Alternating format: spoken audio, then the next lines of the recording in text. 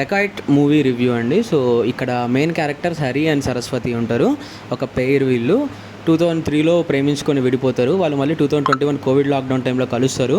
ఎందుకు విడిపోయారు, ఎందుకు కలిశారు, విడిపోవడానికి పరిణామాలు ఏంటి, కలవడానికి అవసరాలు ఏంటి, ఈమెకేం అవసరం ఉంది, ఈయనకేం అవసరం ఉంది, ఇద్దరు కలిసి వాళ్ళ కామన్ గోల్ని సాధించారా లేదా, ఈ సాధిద్దాం అనుకున్న టైంలో మధ్యలో ఈ పోలీస్ ఆయన ఎందుకు ఎంటర్ అయ్యాడు, ఈ పోలీసులు, పొలిటీషియన్లు, ఈ హాస్పిటల్స్ వీళ్ళందరూ కూడా ఎందుకు ఎంటర్ అయ్యారు ఈ స్టోరీలోకి అనేది ఈ స్టోరీ బెంగళూరు అండ్ మదనపల్లి స్ట్రెచ్లో జరుగుతుంది. రాయలసీమలో జరుగుద్ది. మొత్తం యాక్సెంట్ కొంచెం ఓకే ఫైన్, బాగా యాక్సెంట్ కొంచెం డిఫరెంట్ ఉంటుంది కానీ రాయలసీమలో జరుగుద్ది స్టోరీ మొత్తం.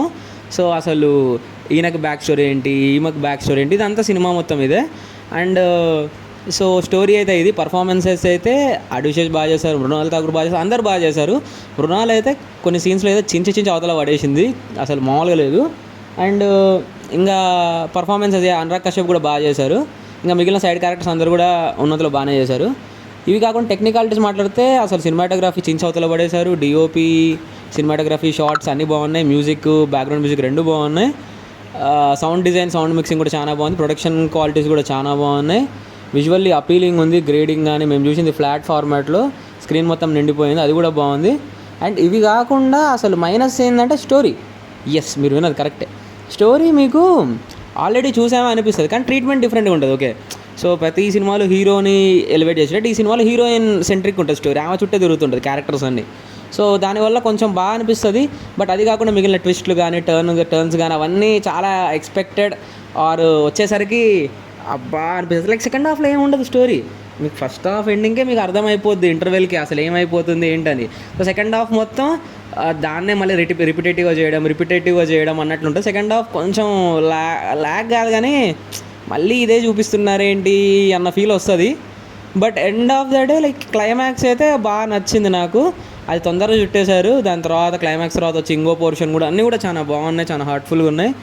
సో హీరో ఏమో హీరోయిన్ని నాశనం చేయడానికి పోతాడు, హీరోయిన్ ఏమో హీరోని నాశనం చేయడానికి పోతాడు. వాళ్ళు అసలు ఏం చేశారు లాస్ట్ అనేది సినిమా. సో నేనేం చెప్పిన స్పాయిలర్ అవుతుంది, సినిమా అయితే చూడండి. Twist and turns are nice, good, బాగానే ఉన్నాయి. Story could have been better. అంటే నేను విన్నది ఏంటంటే అసలు ఇది డకాయిట్ అని కాకుండా వేరే ఏదైనా పేరు పెట్టి ఒక లవ్ స్టోరీ లాగా తీస్తే బాగుండు. Because I expected a lot of action, మొత్తం గన్స్ యాక్షన్ ఆ లెవెల్లో అనుకున్నా. బట్ అంత లెవెల్ యాక్షన్ లేదు. It's a love story, basic action ఉంటుంది అంతే. లవ్ అండ్ రివెంజ్ బేసిక్గా. సో మీకు ఈ టైప్ ఆఫ్ జానర్ మూవీస్ నచ్చుతాయి, కొంచెం మ్యూజిక్ టెక్నికల్లీ స్ట్రాంగ్ ఉన్న ఇట్లాంటి మూవీస్ నచ్చుతాయి అంటే మాత్రం ఈ వీకెండ్ ఈ మూవీకి వెళ్ళండి. So yeah, that's it. So మూవీలో కామెడీ లాంటివి అయితే ఏం లేవు, అన్నెసరీ బ్యాడ్ వర్డ్స్ ఏం లేవు, ఏ గ్రేడ్ సీన్స్ ఏం లేవు. మంచిగానే ఉంది, ఫ్యామిలీతో కూడా పోవచ్చు, టెన్షన్ లేదు. మీకు రివ్యూ నచ్చినట్టు లైక్, షేర్, సబ్స్క్రైబ్ అయితే చేయండి. Thank you, by by.